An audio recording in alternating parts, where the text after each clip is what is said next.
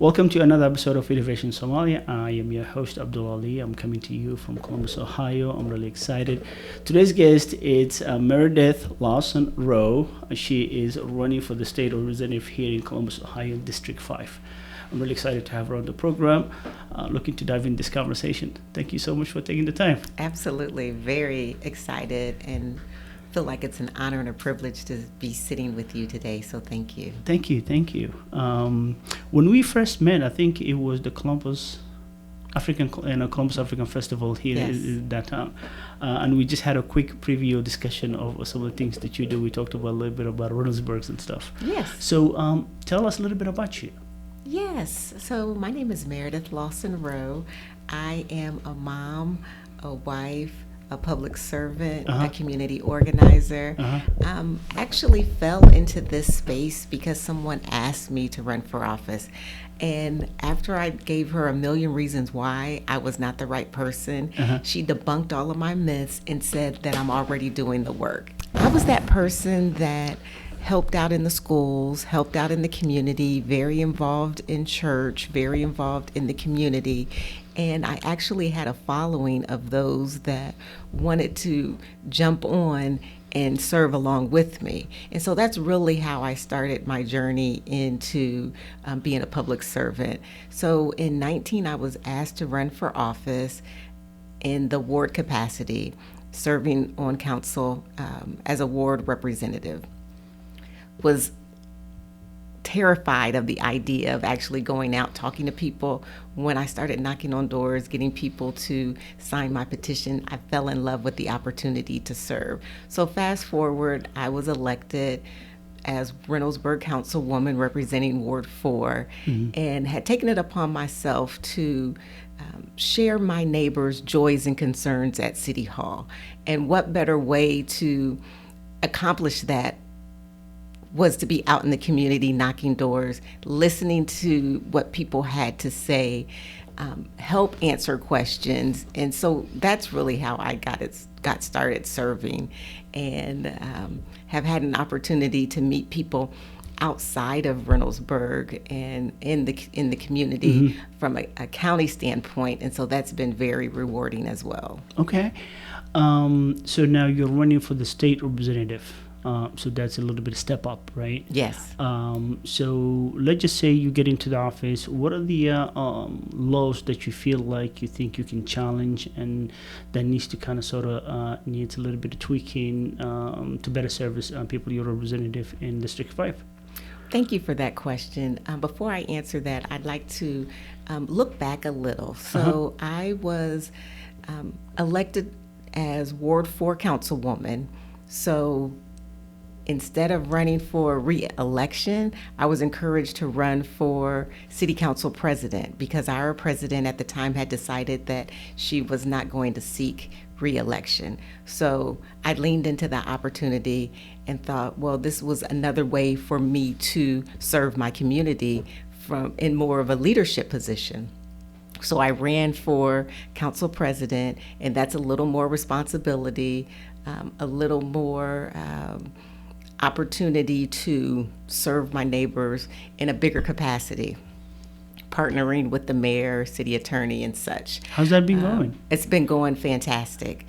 We have really opened up new avenues in terms of new businesses, new housing developments in the community, and economic development. So fast forward, our current state representative had decided that he was not going to run for re-election. He was going to seek a judgeship. So thus, that's how the seat had become open. And again, I was encouraged to run for that seat. And after thinking, no, I'm good. I want to just serve as council president. I want to represent my neighbors in Reynoldsburg. Again, I leaned into that opportunity because I thought, well, if not me, then who? Number one. And then number two, I thought, I don't want to be that person that said, I should have, I could have, I would have. I decided just to go all in and go for it. So my vision in serving and representing House District 5 is really personal because I haven't begun serving just yesterday. I've served for most of my life. My mother was a public servant in terms of a community organizer.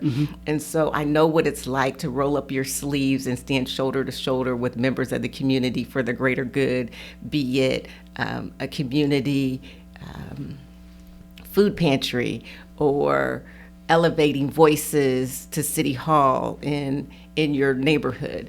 So my vision, to answer your question, I had to kind of color that picture for you, is all about taking care of families.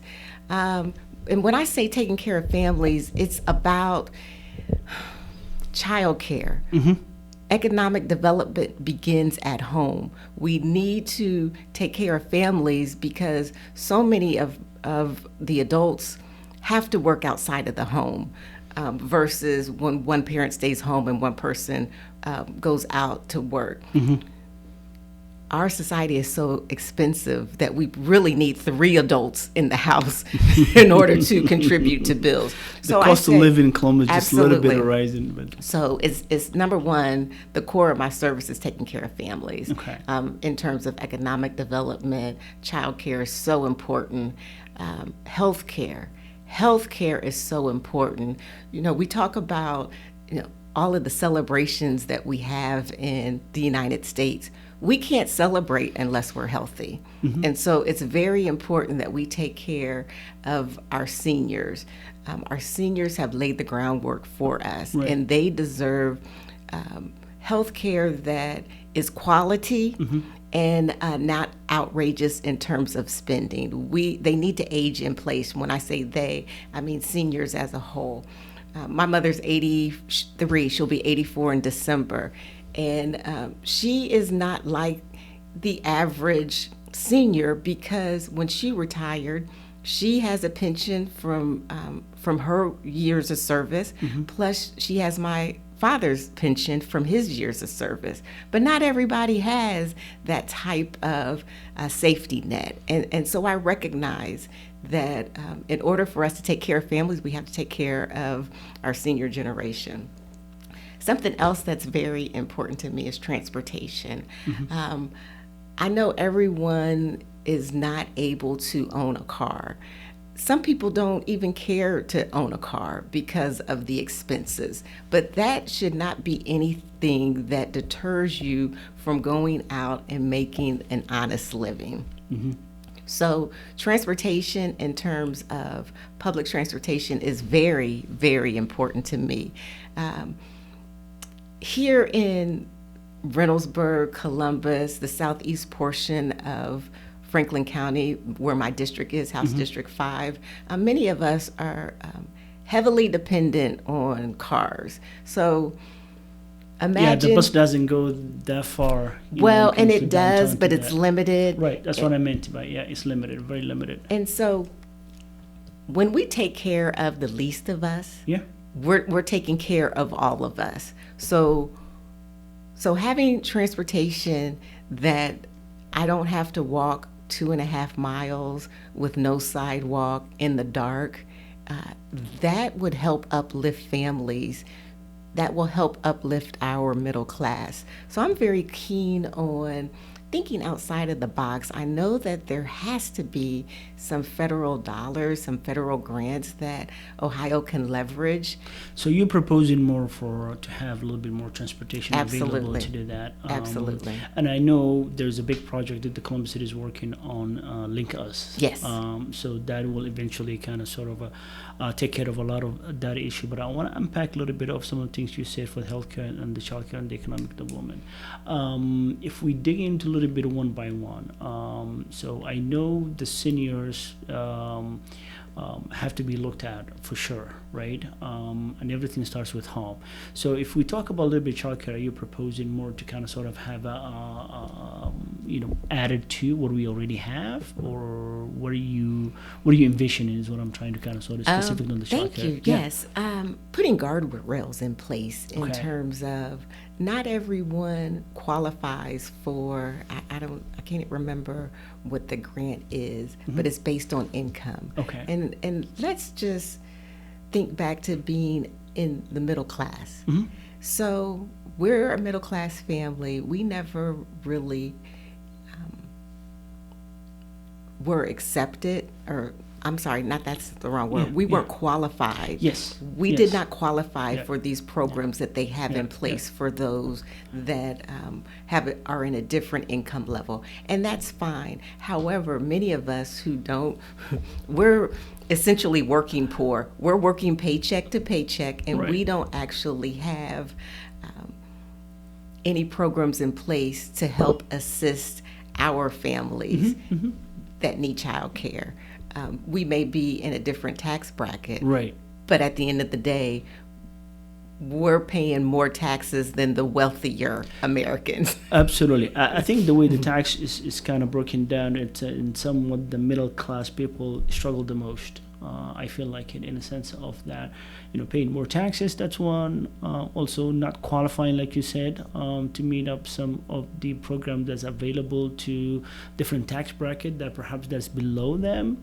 So that's a little bit of challenging. So is that something you kind of sort of wanted to advocate for that? Okay, so perhaps the middle class Americans may not qualify for grants to help pay for child care, but we can actually offer more educational programs for our babies that are in child care to make sure that they are kindergarten ready. And I know that programs are in place, but we can always improve. We can always enhance. And I feel like all that we've gone through in terms of banning books and kind of sanitizing history, we're doing our babies a disservice. We need to teach them the truth. Yeah. I mean, more bluntly, it's like there's a heck of a lot of history that is not being taught. And you have to also remember education in this society, of course, let's call a spade, how it was rooted with many of the checks and balances, the organizational foundation that we have is not rooted in 100% truth. It's all rooted in propaganda, rooted in supremism. So we have to first of all remember that. Second of all, we have to also remember and reiterate that education is something that is first learned and instilled at home. Now, our families are so much under stress and under attack trying to make ends meet. We don't have the camaraderie that we used to have when everyone comes home and sits down at the dinner table at 6 o'clock and talks about their days and has specific homework time. We've become more creative in order to assimilate in our changing world. So I say that as a foundation. Here in this country, I didn't know anything about Juneteenth until I went away to college. And my mom is from Texas. So imagine that, make sense. Right. So a lot of our own personal history, we don't know because we weren't taught or we weren't exposed to it. And number two, we must acknowledge it and move forward and figure out how we're going to fix it, how we're going to change it. So I give Juneteenth as an example. And that's very near and dear to my heart. So when I was elected in 19 and in 20, when I was sworn in, I thought, okay, I'm elected. Now what? What is going to be my passion project for Reynoldsburg? And so the labor of love that I wanted to contribute to Reynoldsburg was Juneteenth, and to acknowledge it and to talk about it. And so our next generation knows what Juneteenth is. And now it's a national holiday. But before, it was not a sexy conversation to talk about Juneteenth and the end of the enslaved period that we know here in this country. And so we have to determine, and when I say we, I mean us individually, as members of this society, to be positive contributing members to this society. We must own, okay, what is it that I'm going to contribute to make our world better than what I received it? Right. And so for me, it was Juneteenth for Reynoldsburg. And so I'm hopeful that will be a lasting legacy in Reynoldsburg after I'm long gone and people forget about who I am. What are the images that come to mind when you see a little bit about the challenge in politics in Ohio? Ohio used to be a swing state, but now it's no longer a swing state. So, somebody that was getting prepared to go in, and, what are the challenges that you foresee that you think that, okay, well, that's going to take uphill battle for me to even, do something about it? First of all, we all have something in common. Mm-hmm. No matter if I'm on the right side or you're on the left side, at the end of the day, there's a middle ground. And I feel like the way you attack these challenges that we have at the State House is having conversations, be willing to work with someone across the aisle and figuring out what is it that we have in common. We're both passionate about this subject, mm-hmm. but we're coming at it two different ways. And there's a middle, some kind of way we can work together. And that's all about building relationships. And so building a relationship doesn't happen overnight, but once you build a relationship, you build trust. Once you build trust, then you can have authentic conversations and agree to disagree and figure out how can we arm wrestle and figure it out and come to a decision that will help the Ohioans in this great state. So that's my number one, is building relationships, building trust. Yes, Ohio is a swing state.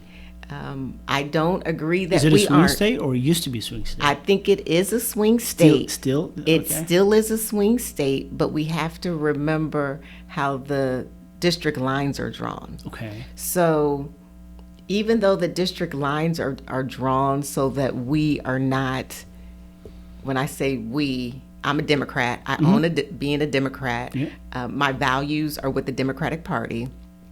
I feel like even though our state does not look as if we are what they say a purple state, a swing state, it's because those in power have made the districts in such a way that they get to choose their voters. And make no mistake, this is not just me being accusatory. Our Supreme Court has ruled these maps unconstitutional. And each time they've sent maps back, they've been deemed unconstitutional. But because it had been dragged out for so long, mm-hmm. we had to go back to maps that were the lesser of two evils, although they were still out of whack. So in terms of us being a swing state, I like to quote our former leader of the Ohio Democratic Party, David Pepper. We are not a red state, we are a rig state. And that's why it's so important for citizens, not politicians, to pass, so that we can have citizens that are at the table discussing what the lines are, and not those that are elected who get to pick and choose who mm-hmm. their voters are. Because to me, that's like moving the goalpost in the middle of a football game. I will continue to be out there raising my voice when it comes to voting, encouraging others to get out and vote, no matter if you are in an area that does not seem to share your voice and your concerns. It's so important that we still show up, we still vote, we still voice our concerns, even if we are not in the majority, because there's been times in the different places that I've lived, not only in Ohio, but in Georgia, I was the minority vote. I looked like the minority, but I continued raising my voice and raising my concerns. And although it didn't happen favorable for me in those years, times change. And look at Georgia. Georgia was a blue state for President Biden. Georgia is back in the conversation in terms of being a swing state. We'll see what happens here in Ohio. Okay. We'll see. It's going to be interesting in November, that's for sure. Absolutely. So looking ahead, the long-term vision, what are your long-term visions once you get into the states, and how do you kind of sort of measure what could be a success, in conclusion on your upcoming years that you're going to end up serving for the state? First and foremost is taking care of my constituents. Just making sure that I have excellent constituency services, being responsive to those in my district, being tangible to those in my district, and showing up for my district in terms of special events, school activities, government activities, community events. Say, for instance, in Groveport, the Apple Butter Fair is coming up, and that's a big deal. I was not familiar with that until a few years ago. Apple butter, yes, okay. That's a big deal. So please look that up and join me. I plan to be there. Okay. Let's see, in Obetz, they just had the Zucchini Festival, and that was a huge festival. And so those types of events, I want to make sure that I'm visible and that I'm approachable, and that residents in House District 5 know that they can pick up the phone and make a call to Meredith Lawson-Rowe's office, and she will listen to their concerns and help in whichever way I can. And if I don't know the answer, I'll sure do my research to find out that answer, or make sure that I put you in connection with someone that knows that answer. Okay. Beyond that, I will continue elevating voices that are often overlooked or not listened to. And the people of Ohio have spoken last year. 57%, I believe, was the percentage to enshrine women's reproductive rights. So I'll continue to elevate those voices. Housing is something that we can't turn a blind eye to, because it seems like we're all hearing that all these millions of people are going to be coming to Central Ohio, and we're behind in terms of having housing for all these people that are coming. And it kind of reminds me of when I was coming up, that in church we would pray for the people that are coming to our church that we have no idea who they are, but we want to create a fertile ground for them for when they come. So housing, and I know there's feathers that are ruffled whenever we say affordable housing. Well, affordable housing is whatever housing that you can afford. So we must have housing. We have CEOs, millionaires, they have their housing. We have middle income people who have their housing. We have the lower income housing. Everyone needs housing. Yeah. I mean, the housing, was an issue that I feel like just kind of sort of snuck up on us, and hopefully we don't become too large to the point where the suburb builds another suburbs behind it, but hopefully it will get that. In conclusion, is there anything else you want to add to that you're excited about? Is there anything else you want people to know? I'm excited about the opportunity to serve. I'm excited because my contributions will not only support and elevate House District 5, but really I have the opportunity to make a real impact in the state of Ohio. And that's what I'm excited about. I'm originally from Springfield, which is about an hour west. And we all know that Springfield has been in the news. It's been in the news big time. It's been in the news. And I just want to call out that, as Madam VP Harris said, they're using the same old tired playbook in terms of racist dog whistles. And Senator Vance said that he doesn't mind creating stories if it will get the media's attention. Well, I'm here to say we need to come together and offer real solutions. The men and women that are in Springfield from Haiti, they're immigrants and they're here legally. They're not here illegally. They have contributed so much to Springfield's economy. Springfield's population has been declining since the 90s. I graduated from high school in '86, and I can see it with my own eyes. Crime has been rampant in Springfield, and it's not because of the Haitians. Resources have been drained, and it's not because of the Haitians. However, what has remained the same are the easy scapegoating that we witness. And it is so important that we stand up to hate. And so I stand up to hate to say, you know what? I'm not going to repeat those racist dog whistles. I'm going to call a spade and a spade and say, if you want to have a real conversation to talk about how the leaders of Springfield can map out solutions, let's have that conversation. We'll leave it at that. Thank you so much for your time. I appreciate you taking the time to come have a conversation. Thank you so much. Thank you.